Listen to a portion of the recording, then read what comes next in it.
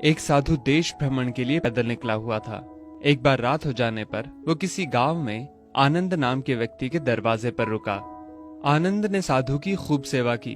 दूसरे दिन आनंद ने बहुत सारे उपहार देकर साधु को विदा किया।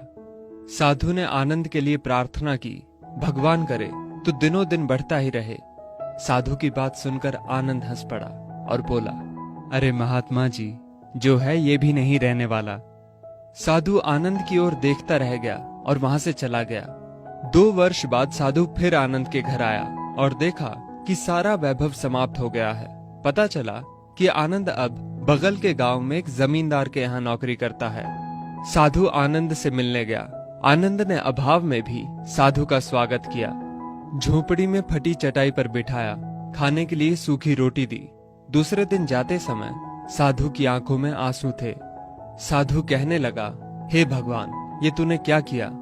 आनंद पुनः हंस पड़ा और बोला, महाराज, आप क्यों दुखी हो रहे हैं? महापुरुषों ने कहा है कि भगवान इंसान को जिस हाल में रखे, इंसान को उसका धन्यवाद करके खुश रहना चाहिए। समय सदा बदलता रहता है और सुनो, ये भी नहीं रहने वाला। साधु मन ही मन सोचने लगा, मैं तो केवल भेष से साधु हूँ, सच्चा साधु तो तू ही है आनंद। कुछ वर्ष बाद साधु फिर यात्रा पर निकला और आनंद से मिला तो देखकर हैरान रह गया कि आनंद अब तो जमींदारों का जमींदार बन गया है।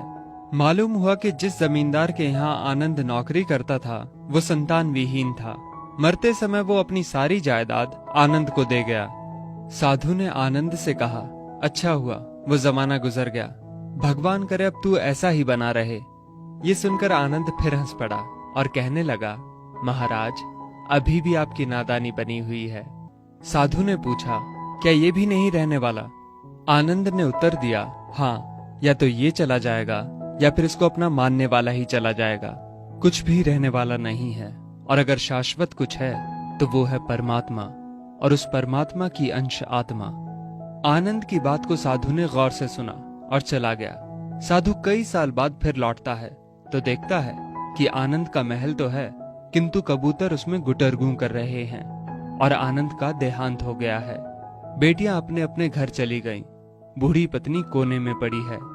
साधु कहता है, अरे इंसान, तू किस बात का अभिमान करता है? क्यों इतराता है? यहाँ कुछ भी टिकने वाला नहीं है। दुख या सुख कुछ भी सदा नहीं रहता। तू सोचता है पड़ोसी मुसीबत में है और मैं मौज में हूं, लेकिन सुन, ना मौज रहेगी और ना ही मुसीबत। सच्चे इंसान वे हैं जो हर हाल में खुश रहते हैं। मिल गया माल तो उस माल में खुश रहते हैं, और हो गए बेहाल तो उस हाल में खुश रहते हैं। साधु कहने लगा, धन्य है आनंद तेरा सत्संग, और धन्य है तुम्हारे सतगुरु। मैं तो झूठा साधु हूं, असली फकीरी तो तेरी जिंदगी है। अब मैं तेरी तस्वीर देखना चाहता हूं, कुछ फूल चढ़ाकर दुआ तो मांग लूं। साधु दूसरे कमरे में जाता है तो देखता है कि आनंद ने अपनी तस्वीर पर लिखवा रखा है, आखिर में ये भी नहीं रहेगा। खूबी और खामी दोनों ही होती है हर इंसान में। जो तराशता है उसे खूबी नजर आती है, और जो तलाशता है उसे खामी नजर आती है।